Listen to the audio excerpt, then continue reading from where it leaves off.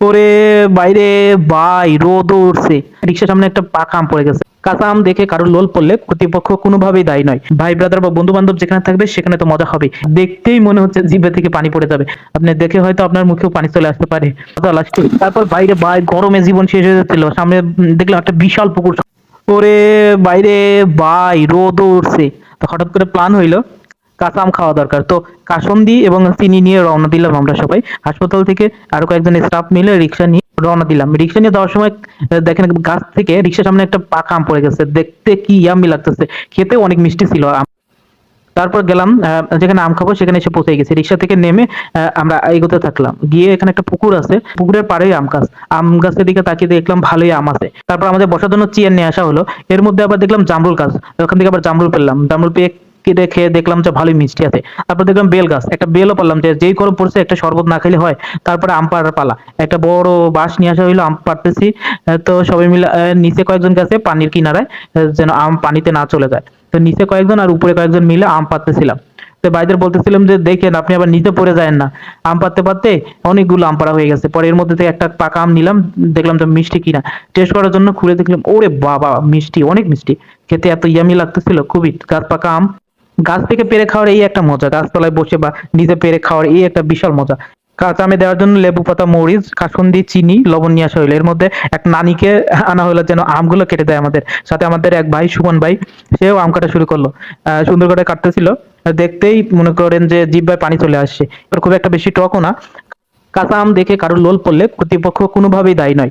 আম কাটা প্রায় শেষের দিকে, আম কাটা প্রায় হয়ে গেছে। এরপরে হচ্ছে কাঁচা মরিচ এবং লেবুর পাতা একসাথে কেটে আমের মধ্যে দেওয়ার জন্য একটা, লেবু পাতা দিলে হয় কি একটা স্মেলটা সুন্দর হয়, খুবই সুন্দর। এরপর কাঁচা মরিচ গুলো লবণ দিয়ে একটু ডলে নিয়ে তারপর লেবু পাতাগুলো মিশিয়ে খুব সুন্দর করে মাখানো হবে। বন্ধু বান্ধব বা ভাই ব্রাদার নিয়ে এরকম আয়োজন করলে কত নাই ভালো লাগে। হঠাৎ করে প্ল্যান ছাড়া এরকম আয়োজন আসলে কর্মব্যস্ততার মাঝখানে অবশ্যই করা উচিত।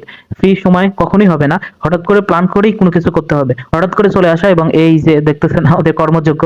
তারপরে হচ্ছে আমগুলো খুব সুন্দর করে মাখানো হচ্ছে।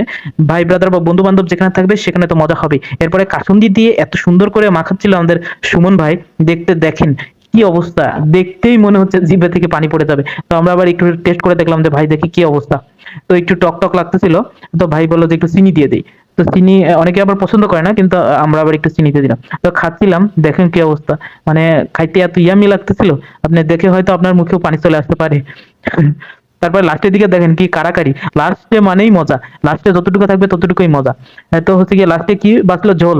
ঝোলগুলো এত মজা লাস্টে। তারপর বাইরে ভাই গরমে জীবন শেষ হয়ে যাচ্ছিল। সামনে দেখলাম একটা বিশাল পুকুর, সবাই মিলে ঝাঁপিয়ে পড়লাম পুকুরের পানিতে।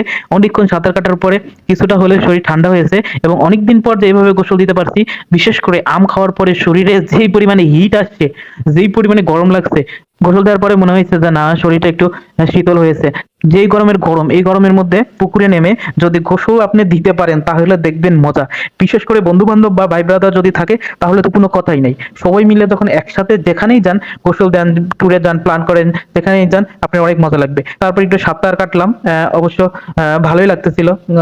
অনেক বিশাল পুকুর এবং অনেক গর্ত থাকার পর আমরা বেশি দূরে যাচ্ছিলাম না, যেহেতু অপরিচিত জায়গা। তারপর গোসল দেওয়া শেষে আবার রিক্সা নিয়ে চলে আসলাম হাসপাতালে।